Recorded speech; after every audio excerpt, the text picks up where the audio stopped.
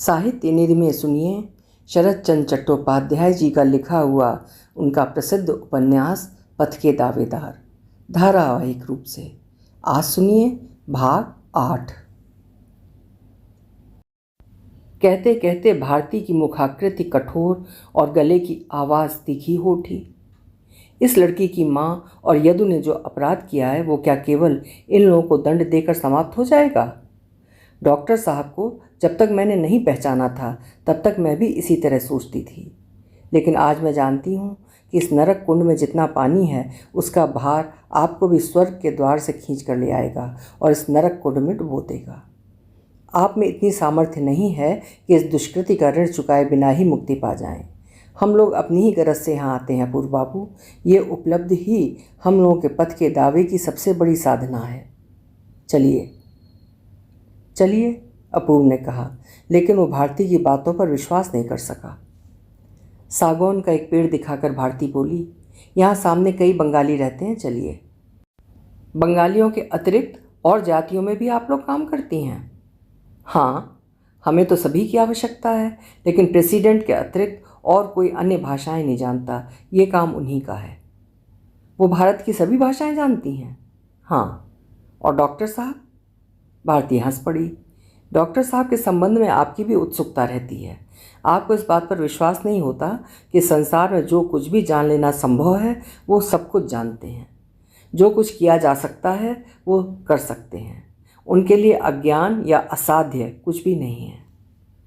दोनों ने एक मकान में प्रवेश किया। भारती ने पुकारा, पंचकौड़ी, आज तबीयत कैसी है? भीतर से आवाज़ आई, आज कुछ ठीक है। इतने में एक बूढ़ा सामने आ खड़ा हुआ। बोला, बेटी, लड़की को खूनी आंव रहता है, शायद बचेगी नहीं। लड़के को कल से फिर बुखार आ गया है। पास में एक पैसा भी नहीं कि एक दो खुराक दवा ला सकूं, या एक कटोरी साबूदाना या बार्ली ही पका कर खिला सकूं। उसकी दोनों आंखें आंसुओं से भर गईं। अपूर्व बोला, पैसा क्यों नहीं है? वो बोला, पुली की जंजीर गिर जाने से बाएं हाथ में चोट लग गई है। लगभग 1 महीने से काम पर नहीं जा सका। पैसा कहाँ से आएगा बाबूजी? अपूर्व बोला, कारखाने वाले इसका कोई प्रबंध नहीं करते? मजदूर के लिए प्रबंध? वो तो कह रहे हैं कि काम नहीं कर सकते तो मकान छोड़ दो, ठीक होकर आना, काम मिल जाएगा। ऐसी हालत में कहाँ चला जाऊँ? छोटे साहब के हाथ पांव जोड़कर 1 हफ्ते और रह पाऊँगा। 20 वर्ष से काम कर रहा हूँ महाशय। ये लोग ऐसे ही नमक हराम हैं। अपूर्व क्रोध से जल उठा। जी में आया कि मैनेजर मिल जाए तो उसकी गर्दन पकड़कर दिखा दूं कि अच्छे दिनों में जिसने लाखों रुपए कमा कर दिए हैं, आज बुरे दिनों में उसकी क्या हालत है। अपूर्व के मकान के पास ही बैलगाड़ियों का एक अड्डा है। उसे वहाँ की घटना याद आ गई। एक जोड़ी बैल जीवन भर बोझ ढोते ढोते जब अशक्त और बूढ़े हो गए तो उनके मालिक ने उन्हें कसाई के हाथ बेच दिया। उस रास्ते से वो जब भी गया है, इस घटना को याद करके उसकी आंखों में आंसू आ गए हैं। बैलों के लिए नहीं, लेकिन धन की लालसा में इस सीमा तक बर्बर और निष्ठुर बने मनुष्य के लिए, जो अपने आप को निरंतर छोटा बनाता जा रहा है।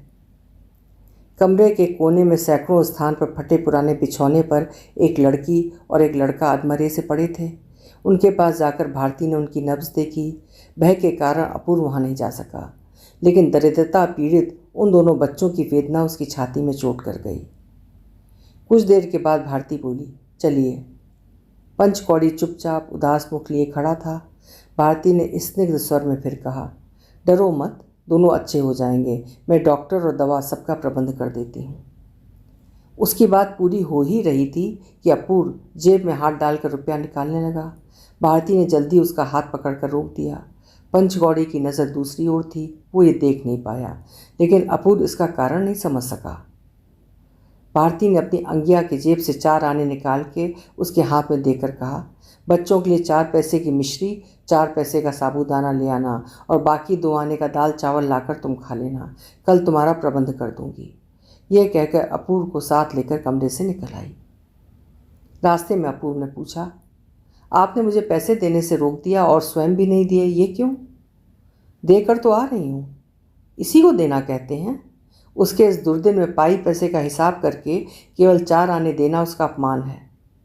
आप कितना देने जा रहे थे? कम से कम 5 रुपये। भारती जीभ काट कर बोली, बाप रे बाप, सब चौपट हो जाता। बाप तो शराब पीकर बेहोश पड़ा रहता और लड़की लड़के दोनों की मृत्यु हो जाती। शराब पी लेता? नहीं पीता। हाथ में इतना रुपया आ जाने पर शराब न पी जाए, ऐसा मनुष्य संसार में कौन है? आपकी सभी बातें विचित्र हैं। बीमार बच्चे की दवा के रुपए से शराब खरीद कर पी ले, ये क्या सत्य हो सकता है? नहीं तो दाता का हाथ पकड़कर दुखी व्यक्ति को देने से रोकूं? क्या मैं इतनी नीच हूं? इनकी माँ नहीं है? नहीं। कहीं कोई रिश्तेदार भी नहीं है? भारती बोली, होने पर भी कोई काम नहीं आता। 10-11 साल पहले पंचकौड़ी एक बार अपने गांव गया था। अपनी किसी पड़ोसी की एक विधवा स्त्री को फुसला कर यहाँ ले आया था। लड़का लड़की उसी के हैं। 2 वर्ष बीत रहे हैं। गले में फांसी लगाकर इस संसार से मुक्त हो गई। यही पंचकौड़ी के परिवार का संक्षिप्त इतिहास है। अपूर्व ने गहरी सांस लेकर कहा, नरक कुंड है, इसमें तनिक भी संदेह नहीं। लेकिन कठिनाई तो ये है कि ये सभी हमारे भाई बहन हैं। रक्त का संबंध अस्वीकार कर देने से तो छुटकारा नहीं मिलेगा अपूर्व बाबू। ऊपर बैठकर जो सब कुछ देख रहे हैं वो कौड़ी दाम जोड़ जोड़ कर हिसाब करके ही छोड़ेंगे। अपूर्व ने गंभीर होकर कहा, लगता है कि यह असंभव नहीं है। पल भर पहले पंचकौड़ी के कमरे में खड़े खड़े जो विचार पैदा हुए थे, बिजली के वेग के समान मन में दौड़ गए। बोला, मैं भी मनुष्य हूँ, मेरा भी कुछ ना कुछ दायित्व है। भारती बोली, पहले पहले तो मैं भी नहीं देख पाती थी, क्रोध में आकर झगड़ा कर बैठती थी। लेकिन अब देख पा रही हूँ कि इन सब अज्ञानी, दुखी, दुर्बल मन और पीड़ित भाई बहनों की गर्दन पर पाप का बोझ कौन लादता जा रहा है। पास वाले कमरे में एक उड़िया मिस्त्री रहता है। उसके पास वाले कमरे से बीच बीच में तेज हंसी और कोलाहल की आवाज़ें आ रही हैं। ये सब पंचकौड़ी के कमरे से सुनाई दे रहा था। वो दोनों उस कमरे में पहुँचे। भारती को लोग पहचानते थे। सभी ने उसकी अभ्यर्थना की। एक दौड़कर एक स्टूल और बेंत का एक मोढ़ा ले आया। दोनों बैठ गए। फर्श पर बैठे 6-7 आदमी और 8-10 औरतें एक साथ शराब पी रहे थे। टूटा हारमोनियम और तबला बीच में रखा था। तरह तरह के रंग और आकार की खाली बोतलें चारों ओर लुढ़की पड़ी थीं। एक बूढ़ी सी औरत नशे में धुत पड़ी सो रही थी। उसे एक प्रकार से नंगी ही कहा जा सकता था। 60 से लेकर 20-25 वर्ष तक की उम्र के 9 स्त्री पुरुष बैठे थे। आज रविवार है, पुरुषों का छुट्टी का दिन था। प्याज लहसुन की तरकारी और सस्ती जर्मन शराब की अवर्णनीय दुर्गंध एक साथ मिलकर अपूर्व की नाक तक पहुँचते उसका जी मिचलाने लगा। एक कम उम्र की औरत के हाथ में शराब का गिलास था। शायद थोड़े दिन पहले घर छोड़कर आई है। बाएं हाथ से नाक बंद करके गिलास को मुंह में उड़ेलकर बार बार थूकने लगी। एक आदमी ने झटपट उसके मुंह में तरकारी ठूंस दी। एक बंगाली स्त्री को शराब पीते देख अपूर्व स्तंभित सा हो गया। लेकिन उसने कनखी से देखा कि इतने भयंकर विभत्स दृश्य से भी भारती के चेहरे पर किसी प्रकार के विकार के चिन्ह नहीं हैं। ये सब देखने सुनने की जैसे वो अभ्यस्त हो गई हो। लेकिन पल भर के बाद घर के स्वामी के कहने पर जब ट्रमी ने गाना आरंभ किया, वो यमुना, और पास ही बैठे एक आदमी ने हारमोनियम उठाकर झूठ मूठ ही जी जान से बजाना आरंभ किया, तब शायद इतना बोझ भारती के लिए असह्य हो उठा। घबरा कर बोली, मिस्त्री जी, कल हम लोगों की सभा है, शायद ये बात तुम भूले नहीं हो। वहाँ जाना तो चाहिए ही। जरूर चाहिए बहन जी, कहकर काला चांद ने गिलास में शराब डाल ली। भारती ने कहा, बचपन में तुमने पढ़ा होगा कि तिनके जोड़ जोड़कर रस्सी तैयार करने पर हाथी भी बांधा जा सकता है। एक ना होने पर तुम लोग कभी कुछ ना कर सकोगे। केवल तुम लोगों की भलाई के लिए सुमित्रा बहन कितना परिश्रम कर रही हैं, बताओ तो। इस बात का सभी ने समर्थन किया। भारती ने कहा, तुम लोगों के बिना क्या इतना बड़ा कारखाना एक दिन भी चल सकता है? तुम लोग ही तो इसके वास्तविक स्वामी हो। इतनी सीधी सादी बात कालाचंद तुम लोग न समझना चाहो तो कैसे काम चलेगा? सब ने कहा, यह बात बिल्कुल ठीक है। उन लोगों के न चलाने पर तो अंधेरा ही अंधेरा रह जाएगा। भारती ने फिर कहा, फिर भी तुम लोगों को कितना कष्ट है, सोचकर देखो। जब तब अपराध के बिना ही साहब लोग तुम लोगों पर लात जूते मार कर बाहर निकाल देते हैं। इस पास के घर की हालत देख लो। काम करते समय पंचकौड़ी का हाथ टूट गया, जिसके कारण उसे खाना नहीं मिल रहा। उसके लड़की लड़का दवा न मिलने के कारण मौत के मुंह में जा रहे हैं। बड़ा साहब उसे मकान से भी निकाल देना चाहता है। ये जो लाखों करोड़ों रुपयों को लाभ ये लोग कर रहे हैं, ये किसकी बदौलत हो रहा है? और तुम लोगों को मिलता क्या है? अभी उस दिन की घटना है। श्याम लाल को छोटे साहब ने ढकेल दिया। वो आज तक अस्पताल में पड़ा हुआ है। इस बात को तुम लोग क्यों सहोगे? एक बार सब लोग एक होकर ऊंची आवाज़ में कह दो कि अत्याचार हम लोग अब नहीं सहेंगे, फिर देखूंगी कि वो लोग तुम लोगों से और कुछ नहीं चाहते। काला चांद। एक शराबी इतनी देर तक अवाक सा होकर सुन रहा था। उसने कहा, भैया हम क्या नहीं कर सकते? हम सब ऐसा पेच ढीला करके रख दे सकते हैं कि धाड़ धाड़ धड़ाम बस आधा कारखाना साफ हो जाएगा। भारती ने भयभीत होकर कहा, नहीं नहीं दुलाल, ऐसा काम कभी मत करना। इससे तो तुम ही लोगों की हानि होगी। हो सकता है कितने ही लोग मर जाएं। हो सकता है। नहीं नहीं, ये बात सपने में भी मत सोचना दुलाल। इससे बढ़कर भयानक पाप दूसरा नहीं है। दुलाल मतवाली हंसी हंसकर बोला, नहीं, ये क्या मैं जानता नहीं? ये तो केवल बातचीत के सिलसिले में कह रहा हूँ कि हम लोग क्या नहीं कर सकते। भारती बोली, तुम लोगों को सुमार्ग में, सच्चे मार्ग में खड़ा होना चाहिए, तभी तुम कुछ कर पाओगे। तुम लोगों को बहुत रुपया पावना है, वो कौड़ी कौड़ी करके वसूल करना होगा। इसी बात को लेकर वो सब हल्ला गुल्ला करने लगे। तब भारती बोली, सांझ हो रही है, अभी एक और जगह जाना है, अब हम लोग जा रहे हैं, लेकिन कल की बात भूल मत जाना। कहकर वो खड़ी हो गई। काला चांद के इस अड्डे के सभी व्यवहार अपूर्व को अशोभन दिखाई दिए, लेकिन अंतिम समय में जिन बातों की चर्चा हुई उससे उसके विरक्ति की सीमा नहीं रही। बाहर आते उसने अत्यधिक अप्रसन्न होकर कहा, तुम ये सब बातें उन लोगों से क्यों कहने गईं? कौन सब बात? वो नालायक हरामजादा तो शराबी है। दुलाल ने क्या कहा तुमने सुना तो? मान लो ये बात साहब लोगों के कानों तक पहुंच जाए। उनके कानों तक कैसे पहुंचेगी? अरे ये लोग ही कह देंगे, ये लोग क्या ये दुष्टर हैं? शराब के नशे में कब क्या कर डालें, इसका कोई ठिकाना नहीं है। तब तुम्हारे ऊपर ही सारा दोष आएगा। ये कहेंगे कि तुमने ही सिखाया है। लेकिन ये तो झूठी बात होगी। अपूर्व ने व्याकुल होकर कहा, झूठी बात? अरे अंग्रेज़ों के राज्य में झूठी बात के लिए क्या कभी किसी को जेल की सज़ा नहीं मिली है? ये राज्य तो झूठ के आधार पर ही खड़ा है। संभवतः मुझे भी जेल हो सकती है। तुमने तो झट से कह दिया जेल हो सकती है। नहीं नहीं, ये सब कुछ नहीं होगा और तुम यहाँ कभी आओगी भी नहीं। एक आदमी से मिलना था, लेकिन उसके द्वार पर ताला लगा था। दोनों लौट पड़े। काला चांद के मकान में शराबियों का तर्क वितर्क अभी चल रहा था। लोग ये कहकर झगड़ रहे थे कि ईसाई लड़कियां कारखाने में हड़ताल करा देना चाहती हैं। हड़ताल में उन्हें बड़ा कष्ट होगा। उन लोगों को लाइन के घरों में नहीं आने देना चाहिए। काला चांद मिस्त्री ने कहा, वो मूर्ख नहीं है, वो उन लोगों की दौड़ धूप पर रख रहा है। एक सतर्क महिला ने सलाह दी कि बड़े साहब को पहले ही सावधान कर देना ठीक होगा। वहाँ से भारती को ज़बरदस्ती दूर ले जाकर अपूर्व तीखे स्वर में बोला, इन लोगों की भलाई करोगी? हरामजादे, पाजी, बदमाश। पास वाले कमरे में 2 बच्चे मर रहे हैं, उनकी ओर आंख उठाकर कोई नहीं देखता। इससे बढ़कर नरक और कहाँ है? भारती बोली, आपको ये क्या हो गया है? मुझे कुछ नहीं हुआ है, लेकिन तुमने कुछ सुना है या नहीं? ये तो पुरानी बातें हैं, रोज़ाना ही सुनती हूँ।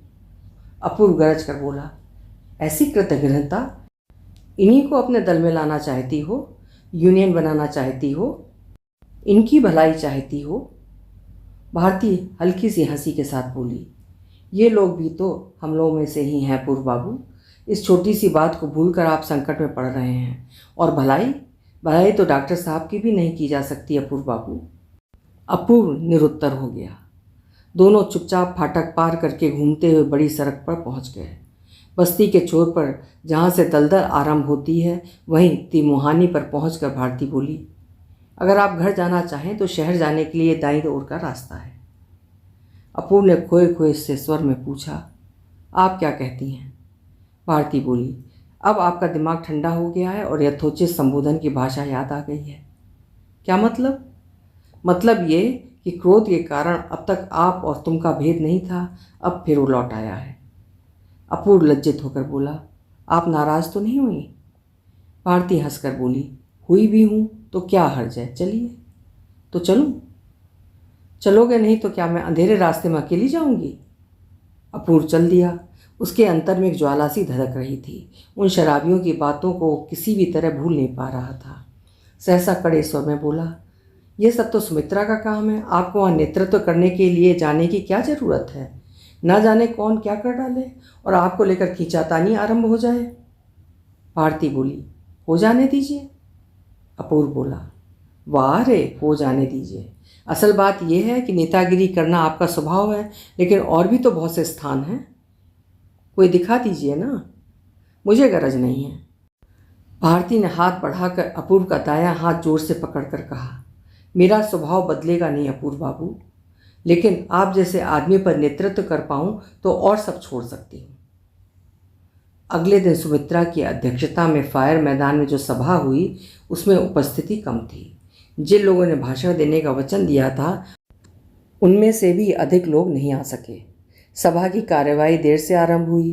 रोशनी का प्रबंध न होने के कारण सांझ होने से पहले ही समाप्त कर दी गई। सुमित्रा के भाषण के अतिरिक्त सभा में और कुछ उल्लेखनीय नहीं हुआ, लेकिन इसका अर्थ ये नहीं कि पद के दावेदारों के इस प्रथम प्रयास को व्यर्थ कह दिया जाए। मजदूरों में इस बात को फैलने में जिस प्रकार देर नहीं हुई, उसी प्रकार मिल और कारखाने के मालिकों के कानों तक भी उक्त बातों को पहुंचने में विलंब नहीं हुआ। चारों ओर ये बात फैल गई कि एक बंगाली महिला विश्व भ्रमण करती हुई बर्मा में आई है। वो जितनी रूपमयी है उतनी ही शक्तिमयी है। किसी की मजाल नहीं जो उनके कामों में बाधा डाल सके। साहबों का कान पकड़ को किस प्रकार मजदूरों के लिए सब प्रकार की सुविधाएं उपलब्ध करा लेंगी और उनकी मजदूरी दोगुनी करा देंगी, इन बातों को उन्होंने स्पष्ट शब्दों में कहा है। जिन लोगों को इस सभा की खबर थी और जो लोग उस दिन उनका भाषण नहीं सुन पाए थे, उन्होंने निश्चय किया कि वो आगामी शनिवार की सभा में अवश्य भाग लेंगे। 20-25 कोस के दायरे में जितने भी कारखाने थे उनमें एक खबर दावाग्नि की भांति फैल गई। सुमित्रा को बहुतों ने अभी तक नहीं देखा है, लेकिन उसके रूप और शक्ति की ख्याति जब तक उन लोगों तक पहुंची तब अशिक्षित मजदूरों में भी एक सहसा जागृति सी दिखाई देने लगी। यह निश्चय हो गया कि एक दिन का नागा करके शनिवार को फायर मैदान में एक एक मजदूर उपस्थित होगा।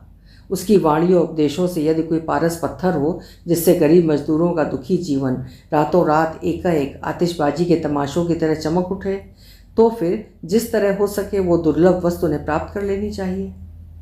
उस दिन भाषणकर्ताओं के अभाव में अपूर्व को भी 2-4 बातें कहनी पड़ी थी। बोलने की आदत तो थी नहीं और जो कुछ कहा भी उसको ठीक तरह से न कह सका। इसके लिए वो मन ही मन लज्जित हुआ।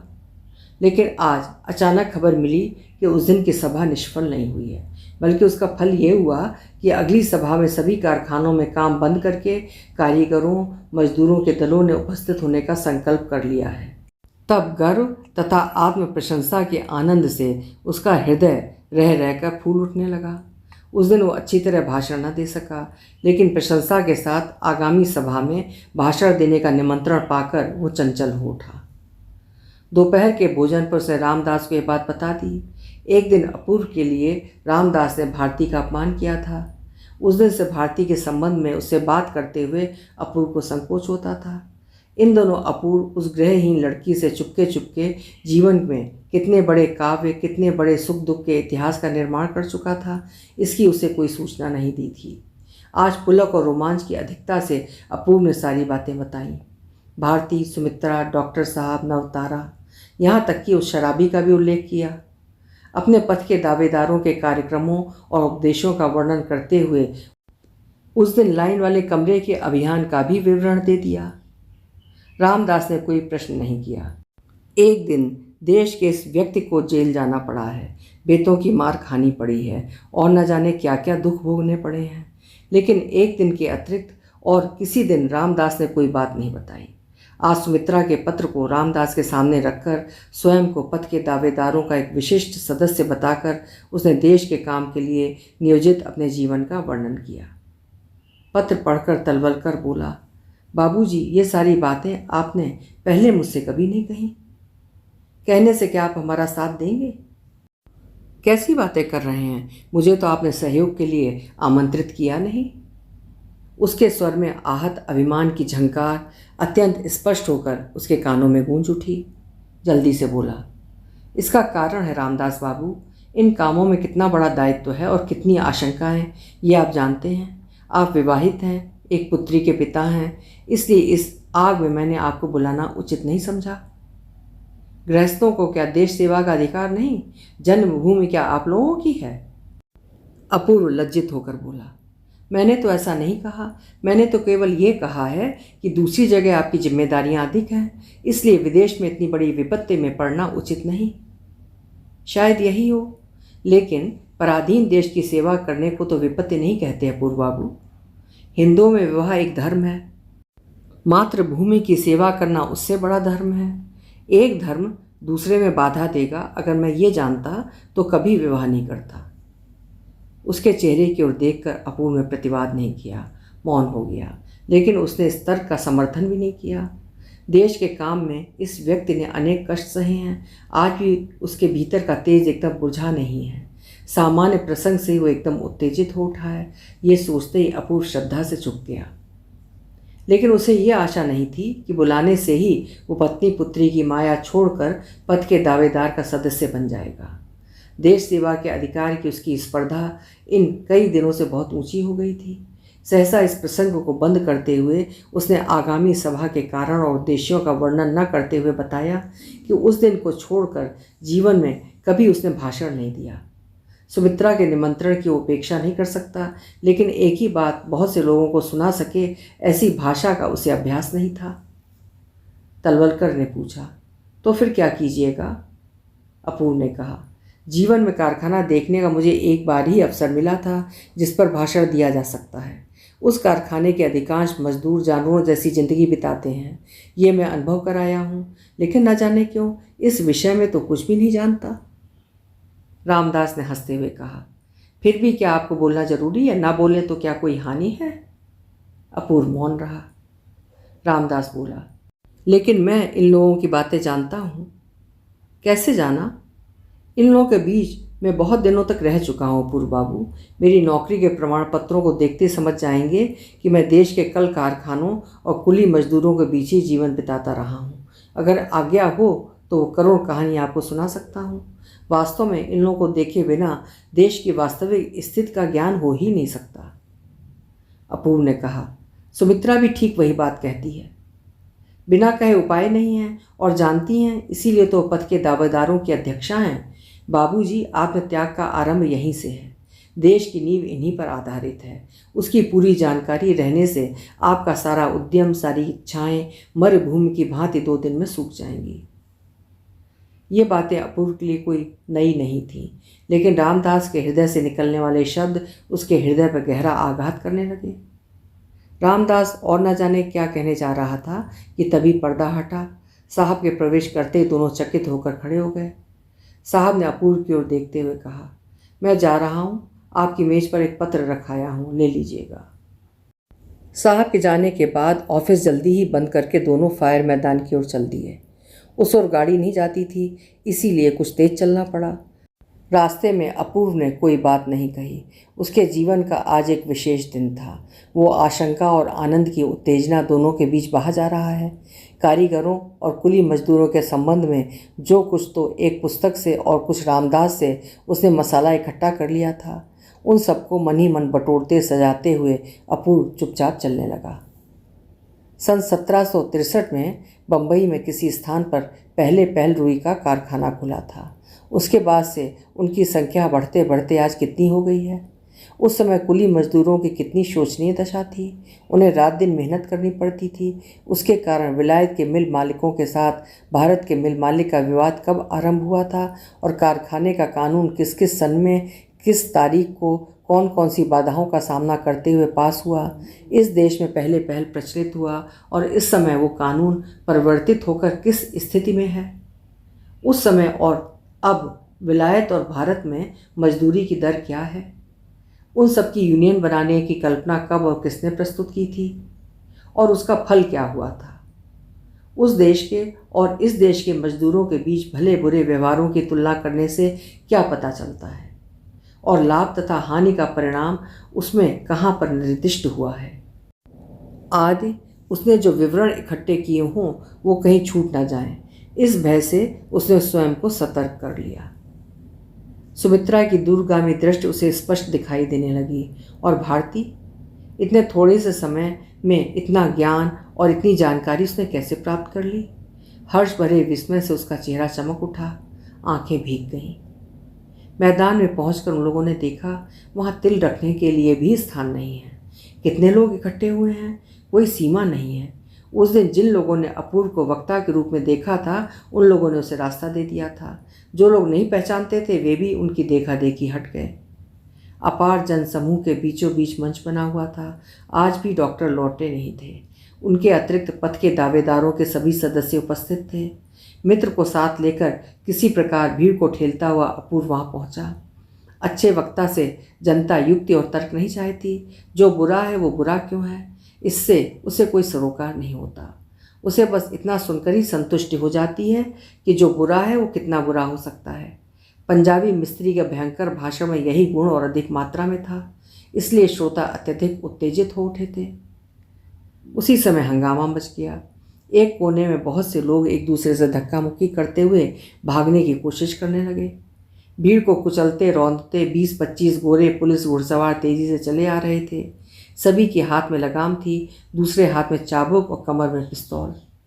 जो व्यक्ति भाषण दे रहा था उसकी गरजती आवाज़ कब थम गई और मंच के नीचे भीड़ में धंसकर कहाँ गुम हो गया, कुछ भी समझ में नहीं आया। गोरे घुड़सवारों का नायक मंच के निकट आया, चीख कर बोला, मीटिंग बंद करो। सुमित्रा अभी तक पूरी तरह स्वस्थ नहीं हो पाई थी। उसके दुर्बल उदास चेहरे पर एक पीली छाया डोल गई।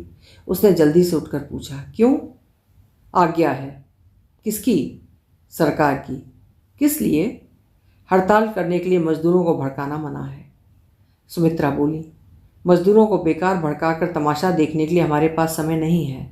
यूरोप आदि देशों की तरह इन लोगों को संगठित होने की आवश्यकता को समझाना ही संस्था का उद्देश्य है। साहब चकित होकर बोला, संगठित करना? काम के विरुद्ध? ये तो इस देश के लिए भयानक गैर कानूनी काम होगा। इससे तो निश्चित रूप से शांति भंग हो जाएगी। सुमित्रा बोली, हाँ हो सकती है। जिस देश में सरकार का अर्थ ही अंग्रेज उद्योगपति हों और सारे देश के खून को चूसने के लिए जिन्होंने ये भयंकर यंत्र खड़ा किया हो। बात पूरी भी ना हो पाई कि गोरे की लाल आंखों से आग बरसने लगी। कड़क कर बोला, फिर भी ऐसी बातें अगर मुंह से निकाली तो मुझे आपको गिरफ्तार करना पड़ेगा। सुमित्रा उसकी ओर देखकर हंसकर बोली, साहब मैं बीमार और कमज़ोर हूँ, नहीं तो केवल दूसरी बार ही नहीं, इस बात को तो मैं 100 बार चिल्ला चिल्ला कर इन लोगों को सुना देती, लेकिन आज मुझ में वो ताकत नहीं है। इतना कहकर वो फिर हंस पड़ी। उस बीमार और दुर्बल नारी की सरल शांत हंसी के सामने साहब मनी मन लज्जित हो उठा। बोला, ऑल राइट, आपको सावधान किए देता हूँ, मुझे मीटिंग बंद करने का आदेश है, भंग करने का नहीं। 10 मिनट में उन सबको शांतिपूर्वक चले जाने को कहिए और फिर कभी ऐसा न कीजिए। कई दिनों से सुमित्रा ने कुछ खाया नहीं था। सब लोगों के मना करने पर भी बुखार में ही वो सभा में चली आई थी। उसने अपूर्व से कहा, अपूर्व बाबू, केवल 10 मिनट का समय और है। चिल्ला चिल्ला कर सबको बता दीजिए कि एकजुट होने के सिवा इसका और कोई उपाय नहीं है। कारखाने के लोगों ने आज हम लोगों का जैसा अपमान किया है, अगर तुम अपने आप को इंसान समझते हो तो इसका बदला जरूर लेना। कहते कहते उसकी कमज़ोर आवाज़ फट सी गई। लेकिन सभा की अध्यक्षा का ऐसा उपदेश सुनकर अपूर्व का चेहरा सूख गया। बेचैनी से सुमित्रा की ओर ताकते हुए बोला, उत्तेजना करना गैर कानूनी नहीं होगा? सुमित्रा विस्मित होकर मधुर स्वर में बोली, पिस्तौल के बल पर सभा को भंग कर देना क्या कानून संगत है? बेकार खून खराबा मैं नहीं चाहती, लेकिन इस बात की आप पूरी शक्ति से घोषणा कर दें कि आज के अपमान को मजदूर बिल्कुल ना भूलें। पथ के दावेदार के जो 4-5 पुरुष सदस्य मंच पर बैठे थे, उनके चेहरों से पता चल रहा था कि वो बहुत ही मामूली और निम्न श्रेणी के लोग हैं, शायद कारीगर या इसी प्रकार के लोग थे। अपूर्व नया होते हुए भी समिति का शिक्षित तथा विशिष्ट सदस्य था। इतनी बड़ी भीड़ को संबोधित करने का भार इसीलिए उस पर आ पड़ा था। उसने सूखे गले से कहा, मैं तो हिंदी अच्छी तरह बोल नहीं सकता। सुमित्रा बोल नहीं सकती थी, विवश होकर कहने लगी, जो कुछ भी जानते हैं वही 2 शब्दों में कह दीजिए अपूर्व बाबू, समय बर्बाद मत कीजिए। अपूर्व ने सबकी ओर देखा। भारती मुंह फेरे खड़ी थी, इसीलिए उसका अभिमत समझ में नहीं आया, लेकिन गोरे नायक के मन का भाव समझ में आ गया। अपूर्व बोलने के लिए उठ खड़ा हुआ। उसके होंठ कांप उठे, लेकिन उन कांपते होठों से बंगला, अंग्रेजी या हिंदी किसी भी भाषा का एक भी शब्द नहीं निकला। तलवल कर उठ खड़ा हुआ। सुमित्रा की ओर देखकर बोला, मैं बाबूजी का मित्र हूँ और हिंदी जानता हूँ। यदि आज्ञा हो तो मैं वक्तव्य चिल्ला चिल्ला कर सबको सुना दूँ। भारती ने मुंह घुमाकर देखा।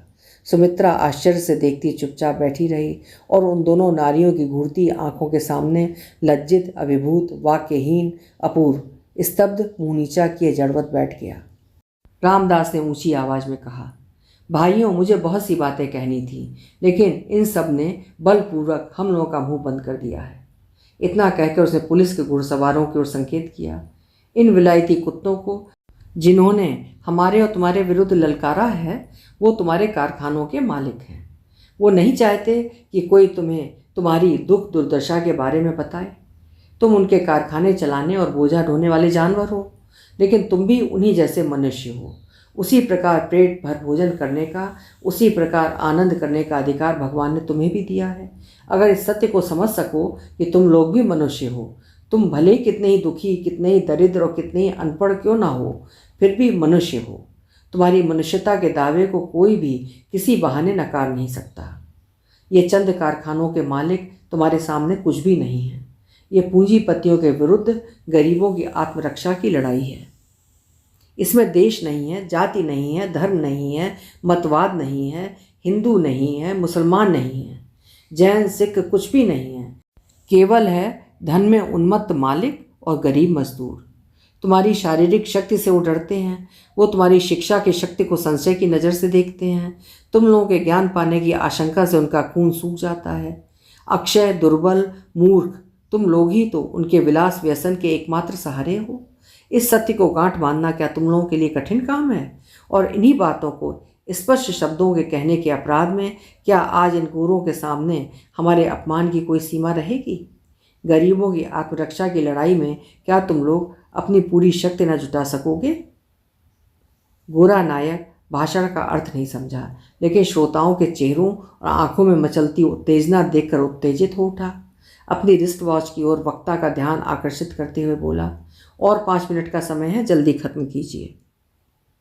तलवलकर ने कहा, केवल 5 मिनट, इससे जरा भी अधिक नहीं। मेरे वंचित भाइयों, मैं तुमसे प्रार्थना करता हूँ कि हम लोगों पर कभी अविश्वास मत करना। पढ़ा लिखा कहकर, उच्च वंश का कहकर कारखाने में मजदूरी नहीं करता। इन बातों से हम लोगों पर संदेह करके तुम अपना ही सर्वनाश कर बैठोगे। तुम लोगों को नींद से जगाने के लिए पहली शंख ध्वनि सभी देशों में और प्रत्येक काल में हम लोग ही करते आए हैं। आज शायद इस बात को न भी समझ सको, लेकिन इतना निश्चय समझो कि इन पथ के दावेदारों से बढ़कर तुम लोगों का मित्र इस देश में और कोई नहीं है। उपन्यास पथ के दावेदार की कहानी जारी रहेगी अगले अंक में।